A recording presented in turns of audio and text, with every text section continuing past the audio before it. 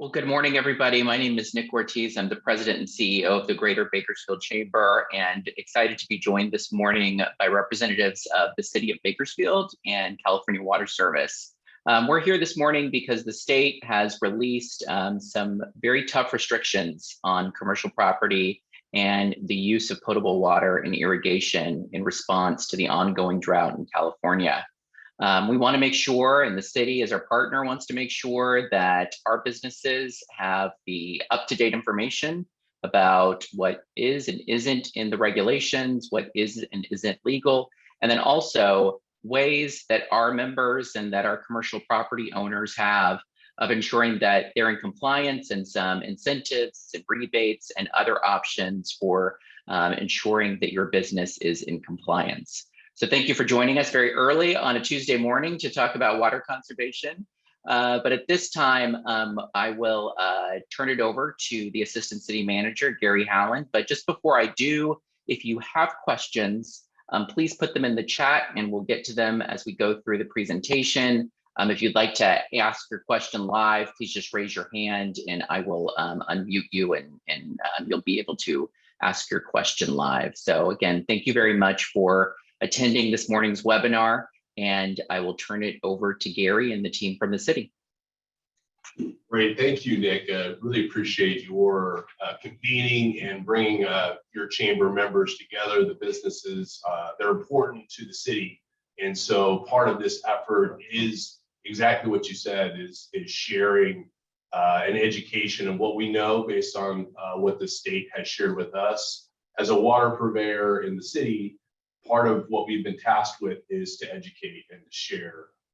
So that's the goal and the purpose of today.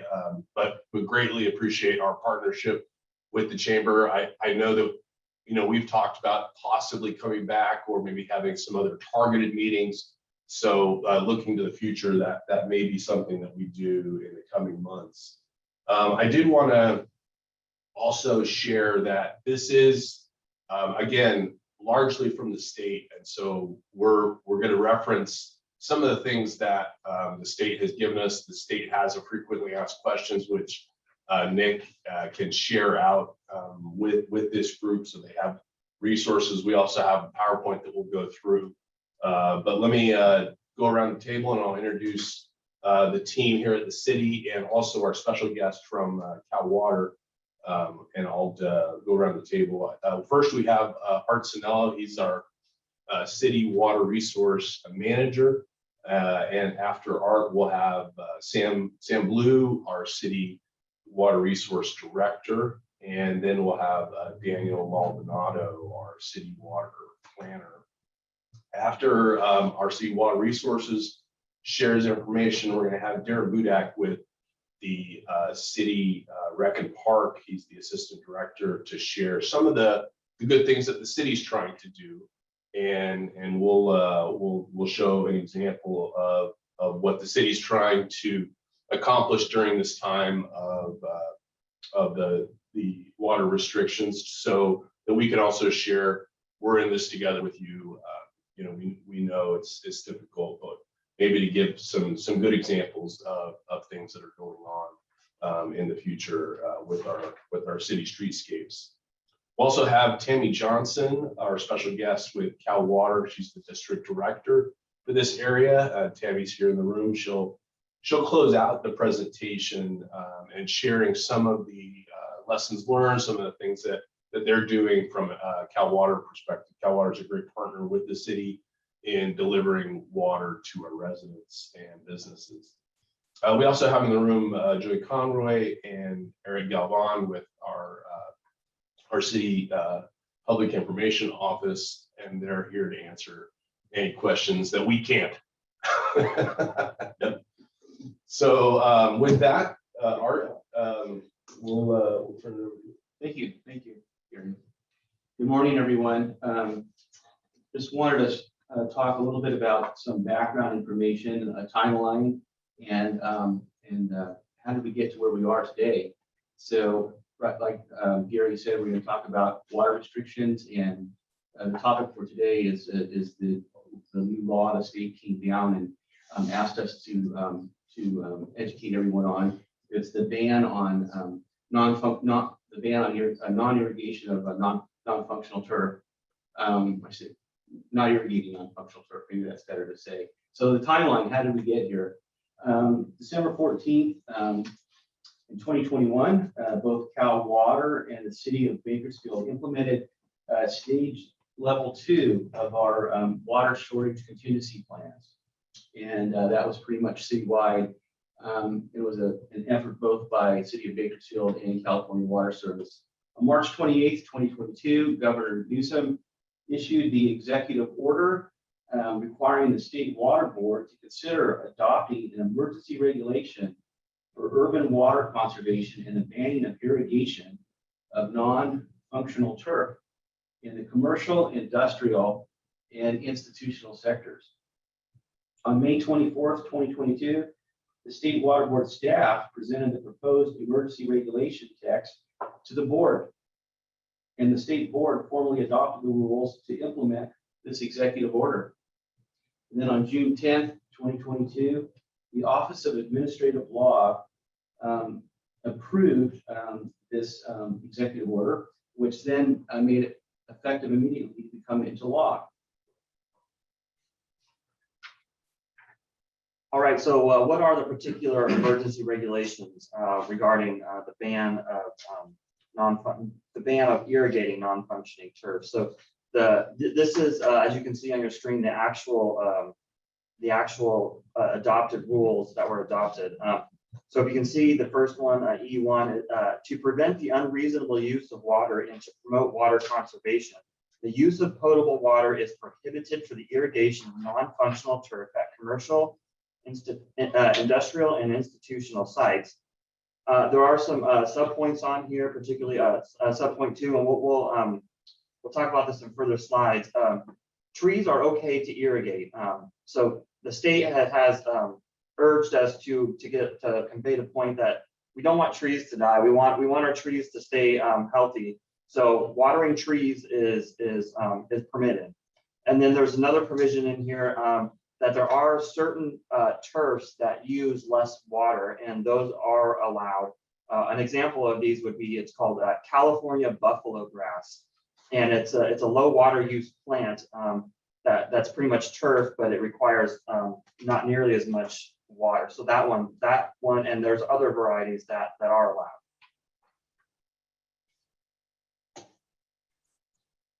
So non-functional turf, here's a definition to give a little bit more explanation on what exactly the State Water Board means. Non-functional turf is defined by the Water Board as a ground cover surface of mowed grass that is ornamental and not otherwise used for human recreation purposes. Non-functional turf does not include school fields, sports fields, and areas regularly used for civic or community events. For example, my colleague Sam always says, if the only time you walk on it is to mow it, then it's probably non-functional. In the next slide, we're going to have some examples of what exactly non-functional turf is per this definition. At the top left, we have a commercial development that shows some turf between the street and the parking lot. That turf has no recreational purpose, therefore it would be considered non-functional. The top right is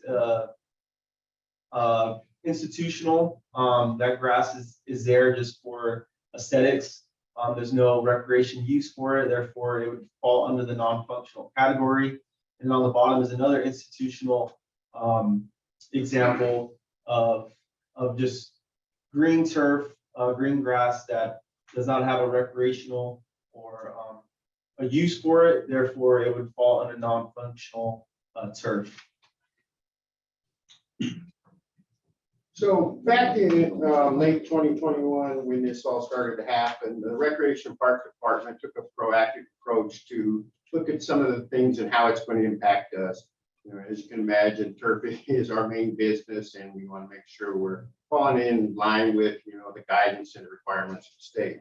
We reached out to both City Water and Cal Water early on to talk about our turf replacement program.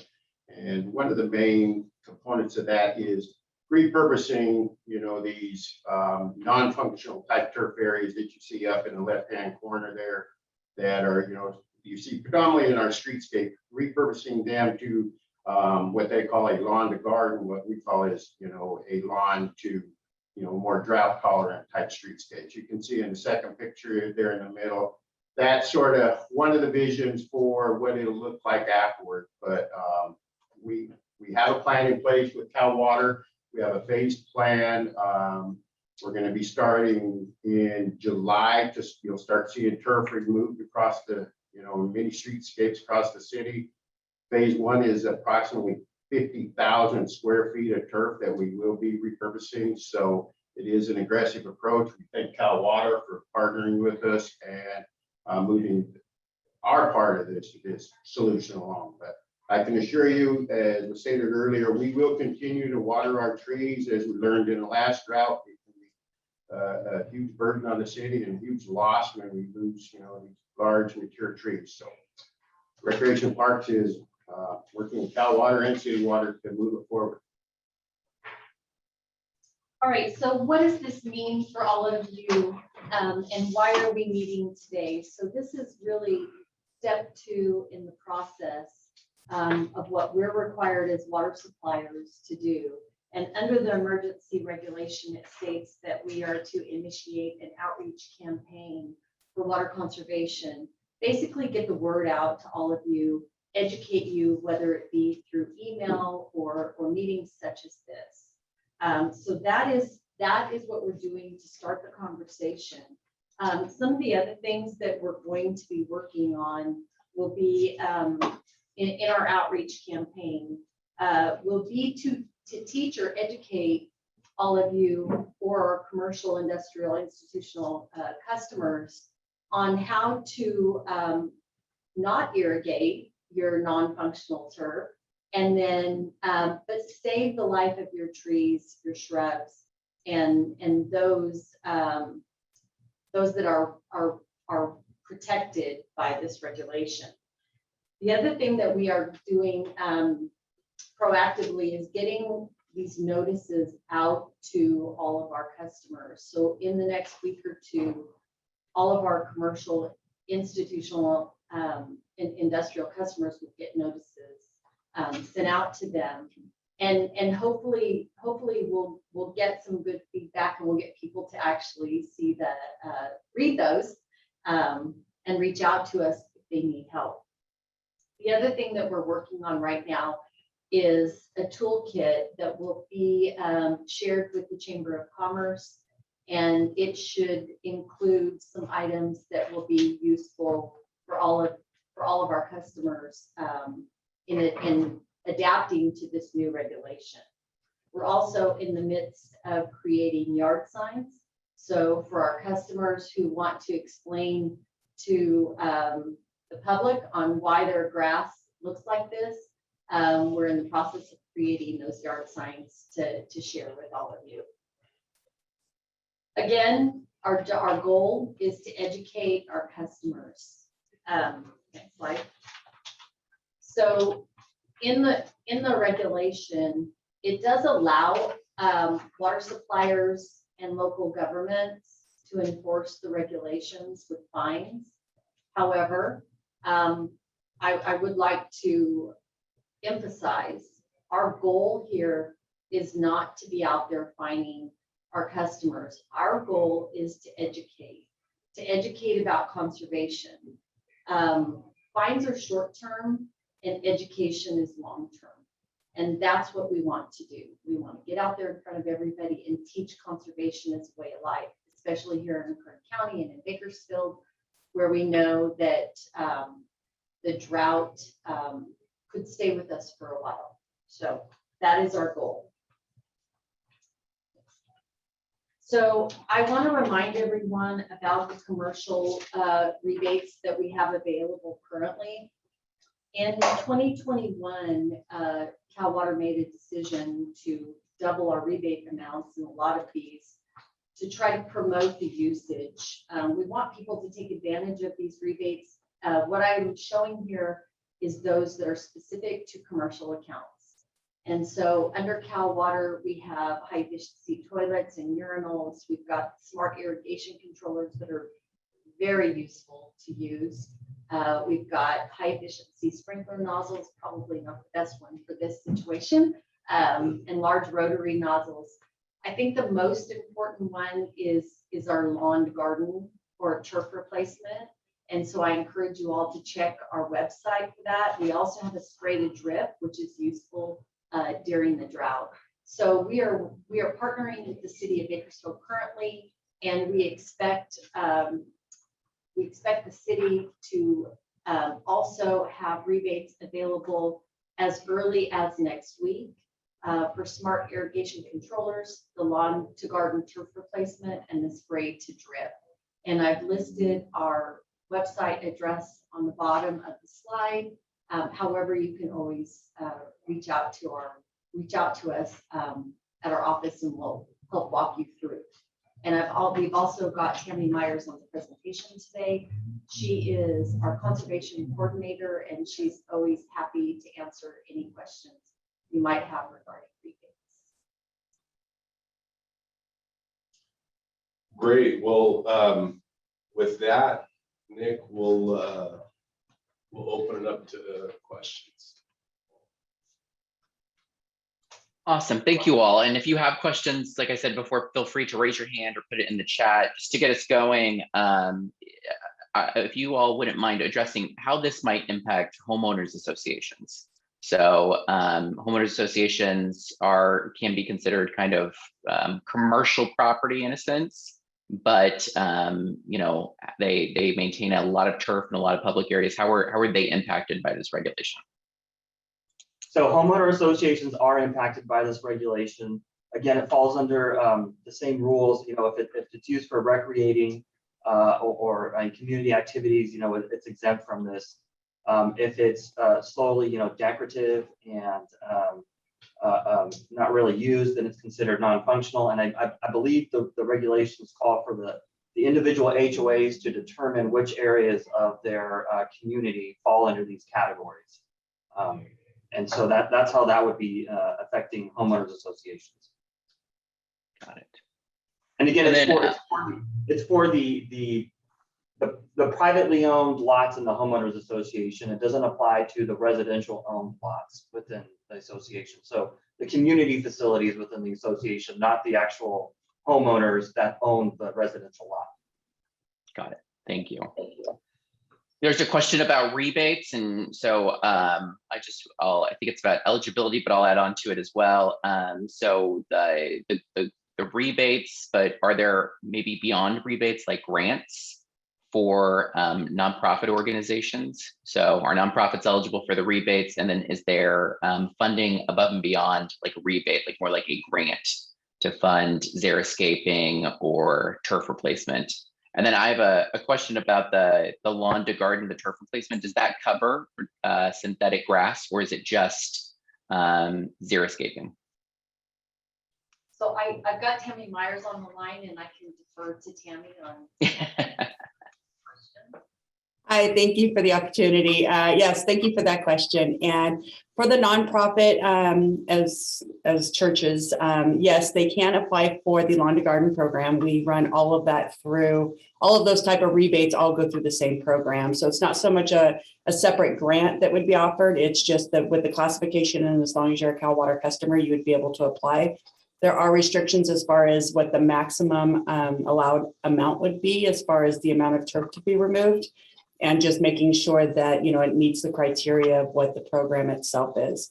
Artificial turf is not included in the program. The program is designed to promote sustainability and eco-friendly, you know, sources as we move forward. We don't want to have to, you know, worry about the concerns of whether or not those type of materials, they get too hot, people get hurt as far as when it disintegrates or you know, ends up into the soils, what the actions could be. So really we want to make this more of a sustainable area for the future. And so any churches or any other nonprofits or anything, they can go onto our website where they can reach out to us, and we can help them with identifying what those particular areas are and what the potential rebate would be for them.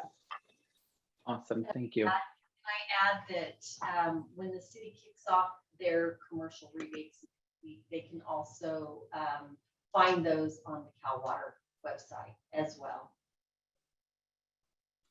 Excellent. What, you all are experts in water supply, and you're watching what the state's doing. What do you think is next? I mean, are there more restrictive policies coming down from the state? And what do you think the triggers on those would be? I think the state has asked all of us to implement our stage 2 water shortage contingency plans. They've come down with this new emergency regulation for commercial, industrial, and institutional. I think the next step is for the state to see if conservation is happening and what is the performance of conservation throughout the whole state. And I think that will primarily dictate what next steps, if any, the state will take. During the last drought, when we asked our customers to conserve and follow the requirements, they did. And I would expect that we're going to see a reduction that should basically meet what the governor's trying to accomplish with this executive order. So our customers in Bakersfield are very hopeful. When we reach out to you all respond. So I think we'll see a positive outcome from this conservation effort.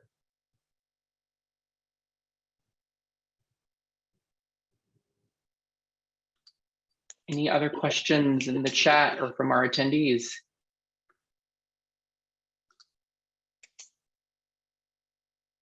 And then can you go back one slide on the PowerPoint so I can copy the web address of the rebate site into the chat? That's one of the requests.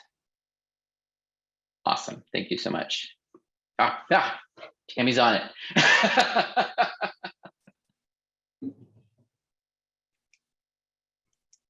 Any additional questions? If there are questions that come up to any of our attendees later, feel free to send them to me and I will pass them on to the city, and I'm sure the city will provide us with a written response that we can distribute out to all of the attendees.